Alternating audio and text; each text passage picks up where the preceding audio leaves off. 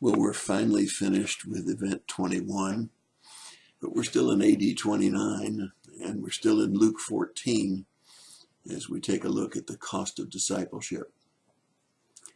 The multitudes are waiting outside when Jesus has had this meal with the Pharisees, and he's rebuked them and said that many will not taste of his supper because they really don't have the kind of relationship with him. They've made excuses. They become legalistic. They don't believe who he is. And now he turns to this multitude that had been waiting outside as he's leaving the Pharisee's house, and he talks about the cost of discipleship. And he starts out with some really strong words. He says, if anyone doesn't hate his father and mother, his wife, his children, his brothers, his sisters, and even his own life, he can't be his disciple. That sounds impossible, doesn't it? And it sounds contrary to everything else the Bible teaches, including what Jesus taught about our relationship with our father and mother and our children. But he really wasn't talking about that kind of hate. He was really saying, you got to love me more than them. And that's exactly what he says in Matthew 10, verses 35 through 37. He says, if you don't love me more than you love them. That's probably an easier way to say it. But he really wants to stress this choice between fathers and mothers and brothers and sisters.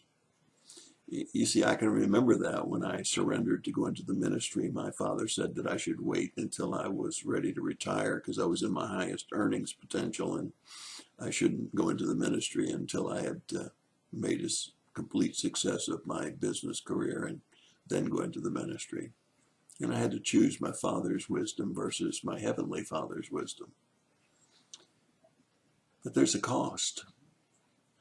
And he says you've got to choose between whether you love him more or you love those around you more, including your own life. Are you willing to sacrifice it for him? He goes on in verse 27, he says you got to carry your cross. Now that was a very interesting challenge for all of them because in fact the cross represented for the Roman government the way of crucifixion and punishment.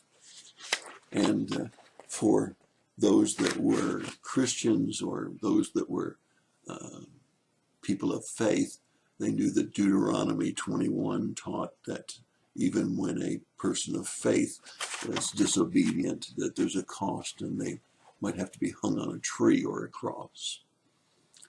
And so there's a cost involved here that's a scary cost for those who look at his statement about carrying your own cross.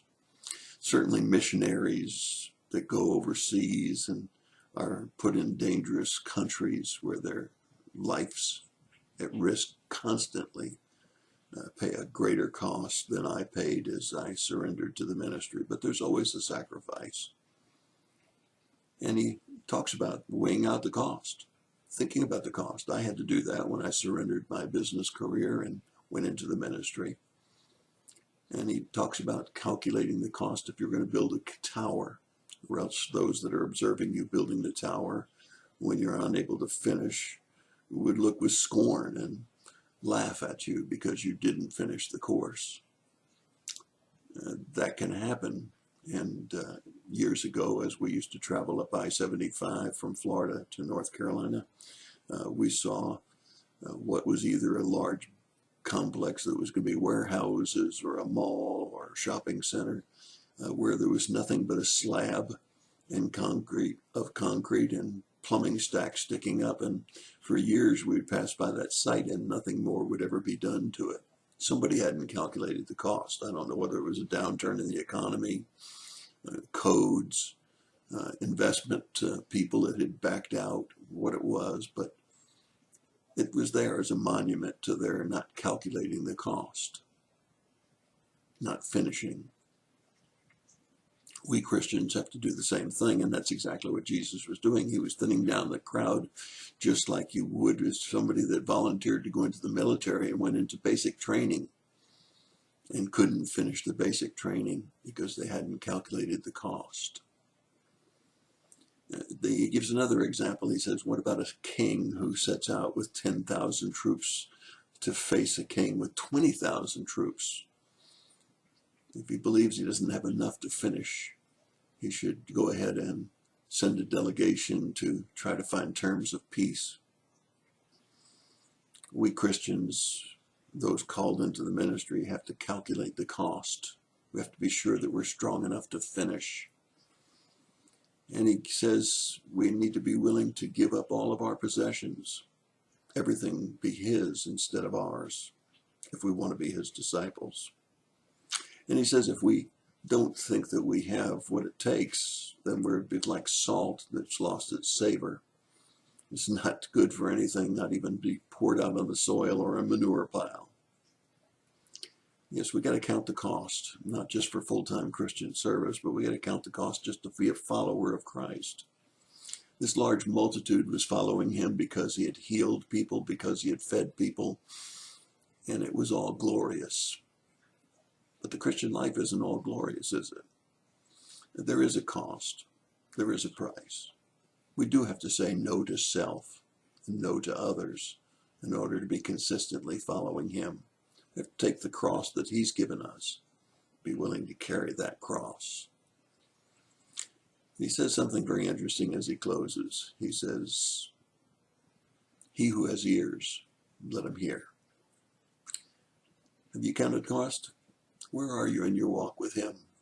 Are you willing to pay the price and to finish?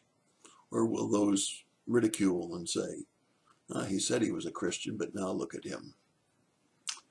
It's a very, very important thing to count the cost. That's what Jesus was asking these multitudes that were following him. Count the cost. Be sure you're willing to have that kind of love relationship with me that you'll finish no matter what. It's a wonderful walk with him, but there is a cost. And he wanted to be sure that those that follow him understand that cost. So he who has ears, let him hear. That's my thought for the day. God bless you and have a great day.